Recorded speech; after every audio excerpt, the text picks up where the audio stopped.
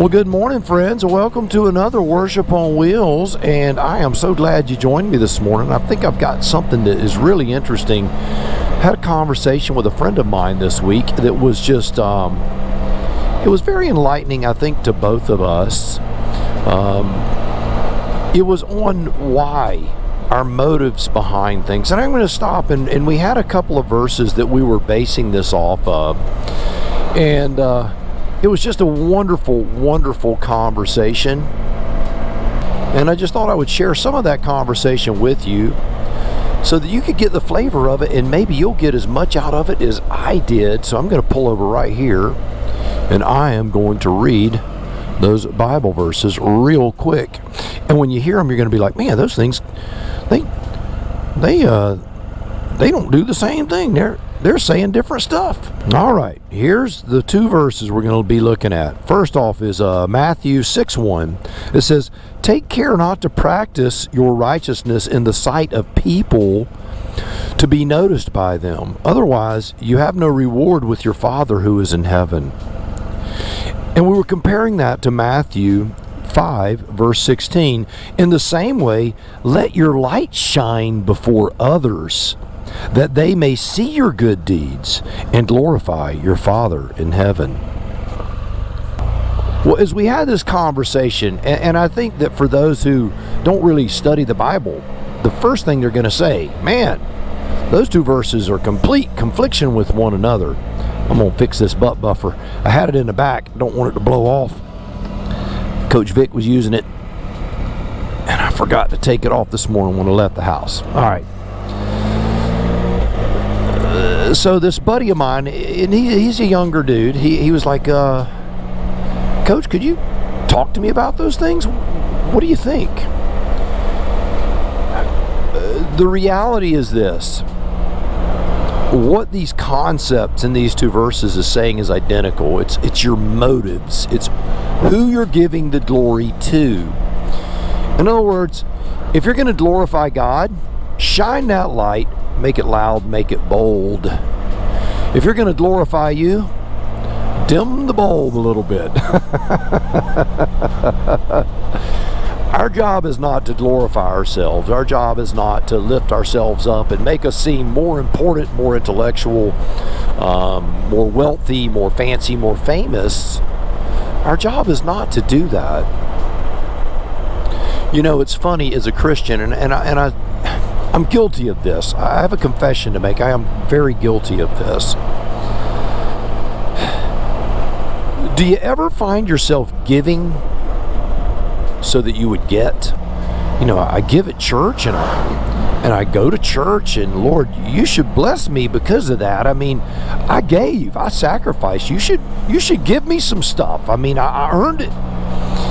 And I think a lot of times what we're doing there is we are revealing what our real motive was.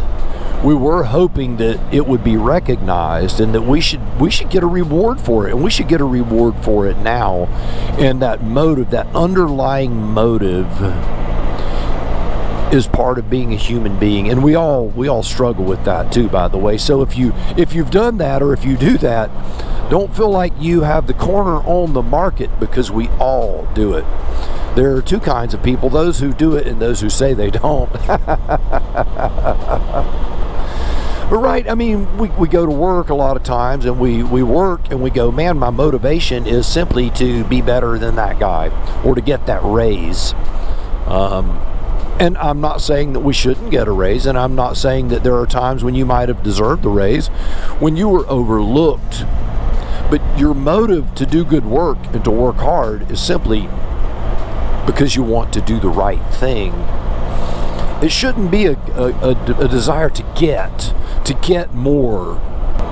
That is a very, very difficult concept. Probably a concept that virtually all of us, and myself included, will never firmly get a hold of. Because I do things and I have expectations, right? If you treat someone kindly, you expect to be treated kindly. If you treat someone fairly, you expect to be treated fairly.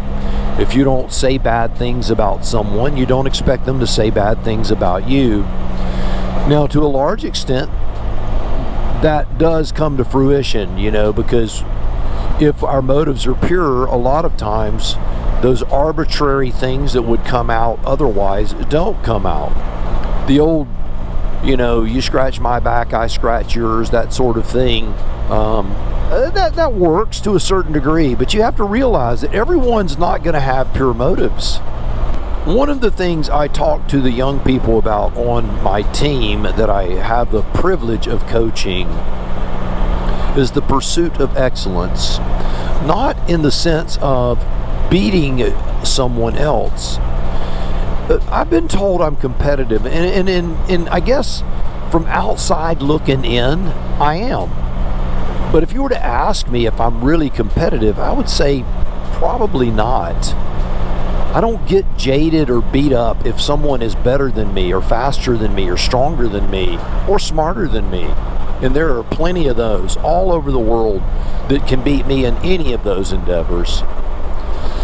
But the reason I'm told that I'm competitive is I'm always pushing. I get up every morning to get something done every day. Why does it matter? Why does it matter if a video comes out on time? It doesn't matter. But it matters to me, because the pursuit of excellence should be in every endeavor, simply because we are called to a higher calling.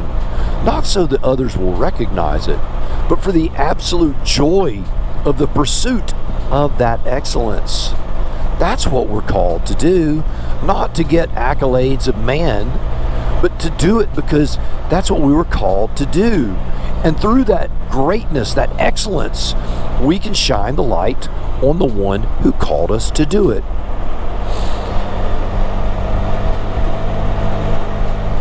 I often tell the young people on the team, if you and I were racing, you would say that I was competitive, but the reality is, if you weren't in the pool, if I was in the pool alone, I would still chase excellence.